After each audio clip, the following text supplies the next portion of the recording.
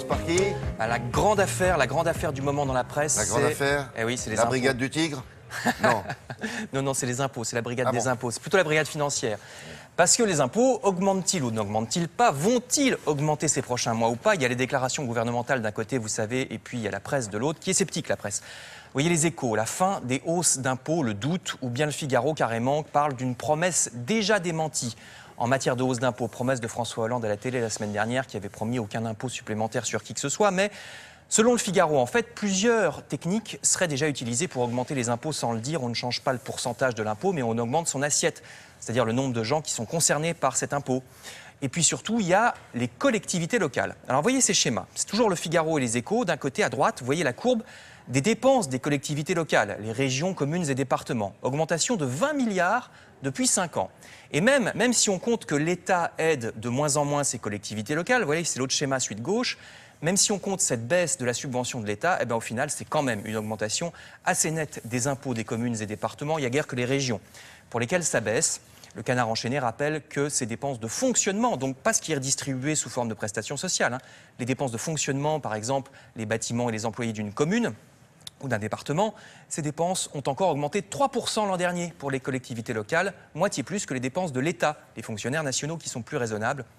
Et puis il y a aussi les taxes diverses des collectivités locales. Par exemple, en Pays de Loire, la taxe sur les cartes grises, on l'a oublié, a augmenté de moitié en 5 ans, 288 € contre 183, tout ça dans le Canard enchaîné.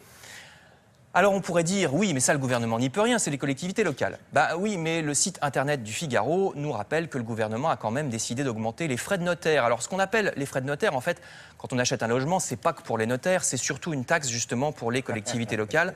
Voilà, ça s'appelle les frais de notaire, les notaires en touchent qu'une toute petite partie. La taxe des départements qui est là-dedans, quand on achète un logement, elle est passée de 3,8 à 4,5%. Alors quand on compte en plus que les prix de l'immobilier ont explosé, ce petit changement de pourcentage, ça fait énormément d'argent à la fin, sans compter que ça augmente encore les prix d'un logement quand on achète, ce qui n'était pas nécessaire étant donné le contexte.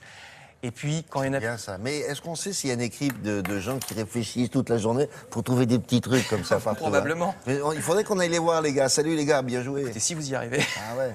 Ça va être caché dans une soupente. On a trouvé 1,5%. Eh ben, quand il n'y en a plus, il y en a encore, vous voyez. La taxe d'habitation sur les résidences secondaires, elle aussi augmente, plus 20%, nous dit 20 minutes, le site web. Alors là, on peut dire c'est pour la bonne cause, c'est pour que les gens vendent leur résidence secondaire pour qu'il y ait plus de logements, vous voyez. Mais quand on fait le bilan de tout ça, au mi-quinquennat, bilan fait par le site internet d'information Atlantico, ça fait quand même 40 milliards de plus en tout depuis 2 ans et demi. Alors je termine. Malgré tout ça, il y a des coupes assez étonnantes dans les services publics. Par exemple, regardez, l'Humanité nous apprend qu'à Saint-Ouen, tout près de Paris, la mairie ne peut plus prêter ce camion au Resto du Cœur pour des raisons de restrictions budgétaires. Jusqu'où ça va?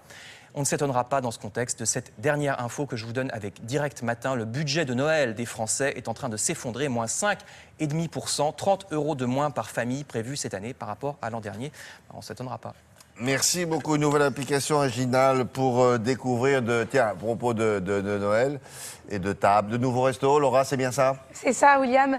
Et c'est le site qu'on adore, qui s'appelle My Little Paris, qui vient de lancer cette application qui s'appelle The 50, les 50 meilleurs plats de Paris. Donc là, la sélection se fait par les plats. Et vous avez 1 an pour les tester et donner votre avis. Donc c'est une application que vous téléchargez sur votre smartphone. Et au fur et à mesure, vous pouvez savoir où est le meilleur poulet rôti de Paris, le risotto, les macarons au foie gras, les meilleurs ceviches. Et vous allez tester un plat dans un restaurant. C'est très bien fait. Comment ça, vous avez testé? Mais vous le payez, votre plat? Bah heureusement. Oui, rassurez-moi. Merci beaucoup. Ça m'arrive de temps en temps de payer, je vous rassure. La météo maintenant, Nathalie Riouet.